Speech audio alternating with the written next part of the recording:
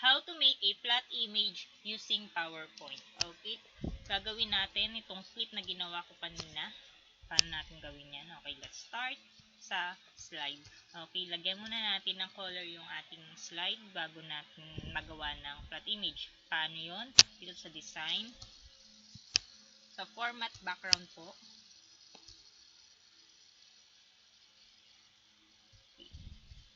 Dito lang po sa color, pipili lang po kayo kung anong gusto nyo color na maging background. At pinili ko nga po itong blue. Okay na po yan. I-close na po natin. Now, let's start with the clip art. Okay, simulan natin sa face. Una, insert muna tayo ng shape. Ang pipiliin po nating shape ay yung rounded rectangle. Okay. Diyan sa rounded rectangle, may makikita po tayong yellow na circle. I-resize lang po or gagawin lang nating oblong itong ating rounded rectangle. Then, i-adjust natin, i-resize para magmukha siyang face talaga. Okay, now, sa format, put tayong format, then shape outline. Kailangan no outline dapat. Then, yung ating color ng shape, pipili tayo. Okay, skin tone natin. Yan. Then, susunod natin gawin ay ang kanyang bangs. Okay, paano ginagawa yung bangs? Punta tayo sa insert, shape, igawa tayo ng circle. Okay, paano natin yung image o yung circle natin ay hindi na de-deform? Diba kapag ni-resize natin, na de-deform siya. Okay, paano natin gawin na hindi ma-deform yung circle?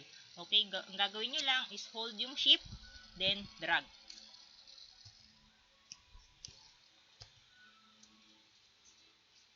Okay, hold yung shift, then drag. Okay, gawin natin ulit.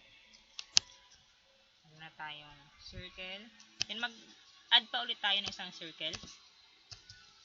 Kasi ang gagawin natin ay magagawa tayo ng overlap. Dahil ang kukuhanin nating part ay yung mismong overlap na yon. Paano gagawin? Okay, meron tayong 2 circle. I-highlight lang natin para ma-select yung dalawang shape. Okay. Kung ayaw naman ma-highlight yung dalawa, pwede natin gawin ay click lang natin yung isang image, then click or hold control. May lalabas dyan na arrow plus sign, then i-click lang natin yung isang shape. Yan, magse-select na yung dalawa. Then punta tayo sa format, sa merge shapes. Okay, piliin natin, meron tayo ditong union. Okay, nakikita naman natin kung ano mangyayari kapag sinelect natin yung ang gagamitin natin itong intersect. Okay, now punta ulit tayo sa format, baguhin natin yung outline, no outline dapat, then yung shape fill natin is black kasi buhok yun gagawin natin. Okay, lalagay lang natin yan sa noo niya para maging bangs niya. Okay, kaya natin para kita ninyo. Okay, ngayon lalagyan din natin ng bangs ng kabila. Paano natin gagawin? Ulitin ba ulit natin yung ating step kanina? Hindi, pwede natin siyang i-duplicate gamit ang Control D. Okay, Control D lamang po pag duplicate para hindi na tayo pa ulit-ulit sa paggagawa. Okay, tignan natin. Ayusin natin yung ating buhok. Okay, meron na tayong back. Okay, ngayon kulang na lang yung buhok talaga sa likod. Okay, dito sa ating image na isa ay ginawa nating parang kulot-kulot. Okay, ano kayang shape yon? Insert lang tayo, shape. Okay, circle ulit. Kaya natin image para kita ninyo. Okay, format, shape outline, no outline ulit tayo, then black. Natin.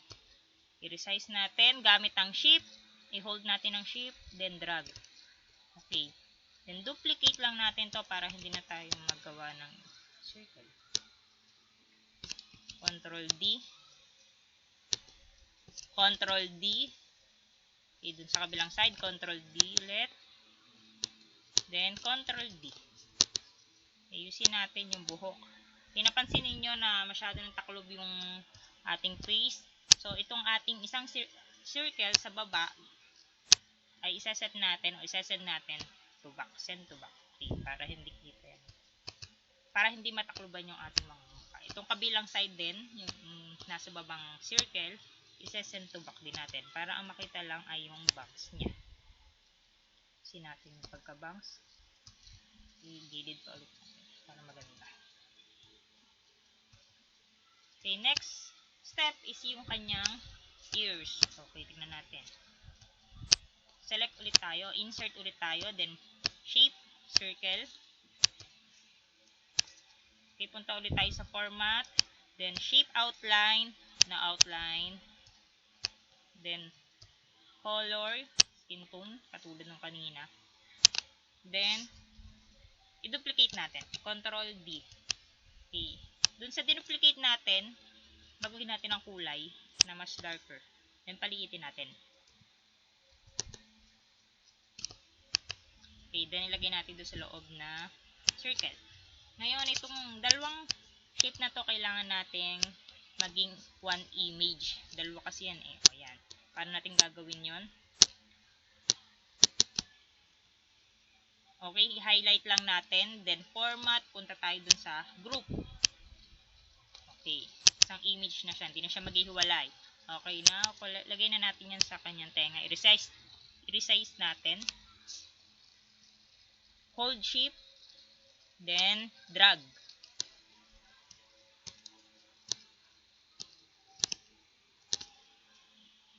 Okay, drag lang po natin. Then send backward. Ayan. Hanapin lang natin. O, send to back. Para taklob siya. Okay. Pwede naman maggawa kayo ng iba ninyong sariling tenga. Pero as of now, ito lang muna ang gagawin natin. Okay, dun sa kabila, kagaya kanina, para din na tayo umulit, Control D na lang natin. Then, send to back.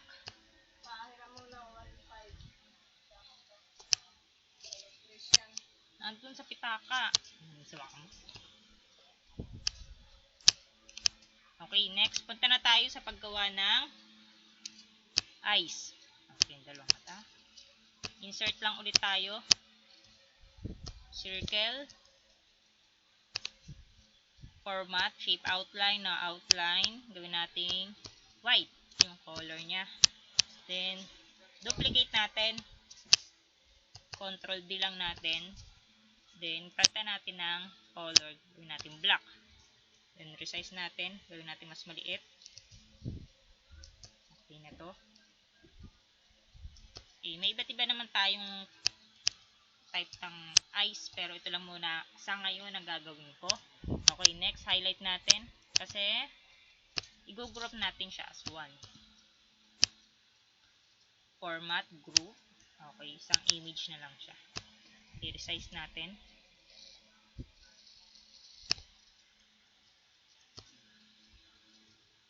I-duplicate na lang natin para hindi tayo magawa para sa kabilang side.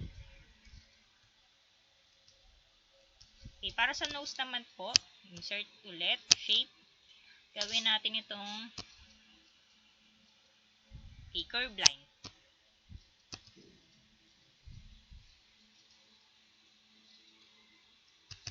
Okay, double click lang po natin para matapos o ma-end yung line. Then, click lang ulit natin yung nose na ginawa ko. Palitan natin ang color, gawin natin black. Then, sa shape outline, medyo kapalan natin doon sa weight niya para naman kita. Okay, meron na tayong nose. Okay, next yung ating mouth. Insert again, shape, okay, sa circle. Then, add tayo ng isang rectangle. Okay. Dahil ang gagawin natin, i-slice natin tong circle. Ang dapat itira lang natin itong nasa babang portion na to. Kaya ginamitan natin na rectangle. Okay, paano natin i-slice? Select muna natin itong dalawang shape. Control plus. Okay, then punta tayo sa format. Hanapin natin doon sa left side yung merge shapes. Hanapin natin yung ulitin natin ha. Okay, click. Merge shapes. Okay, subtract. Okay, next. Duplicate lang ulit natin to. Then, ang gagawin naman natin ay para sa teeth, mag-add ulit tayo ng rectangle dahil i-slice natin ito. Ang titira lang natin itong nasa taas na part. Okay. Then, click ulit natin. Control, tapos click natin ito kabila kung ayaw mag-highlight. Then, punta tayo sa format, punta tayo sa merge shapes. Subtract ang ating pipiliin. Okay, next, last one. Duplicate ulit natin to. Itong part na to. Okay. Ang gagawin naman natin ay yung tongue. Okay, para makagawa ng tongue, kailangan natin ng circle. Circle natin, insert ulit, shape, circle. Okay. Alisin natin, ang kukuhanin natin ay yung overlap na portion. Okay, na click ulit natin itong dalawa. Then, punta tayo sa format, merge shapes. Okay, imbis na subtract, intersect ang ating gagawin. Okay, now, lagyan na natin ng color yung ating bibig. Again, punta tayo sa shape outline. No outline lagi. Then, black yung color ng ating mouth sa loob. Then, yung ating teeth. Punta ulit tayo, shape outline, no outline. Then, white. Then, last yung ating tongue.